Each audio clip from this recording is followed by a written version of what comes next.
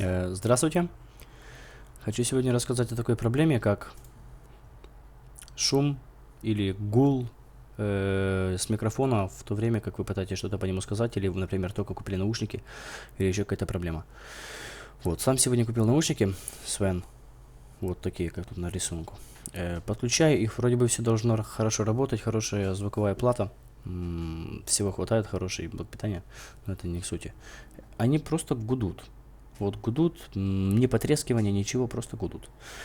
Итак, к решению этой проблемы. Ложишь руку на системный блок, вроде бы не гудут. Ну, не то, что не гудут, а просто гул становится менее заметным. Забираешь руку системного блока, они жестоко гудут. Особенно это чувствуется, когда, слышно особенно это, когда увеличиваешь чувствительность микрофона. Особенно это важно для, например, онлайн-игр, где нужно общаться. Или еще там где-то довольно-таки неприятная ситуация. Вот. Секундочку. Решение проблемы в том, что нужно заземлить системный блок.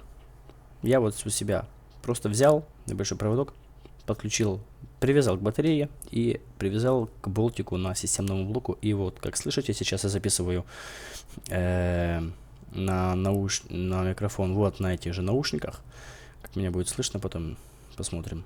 Ну, то есть проблема полностью решена, гул полностью пропал и не нуждается в дополнительной обработке.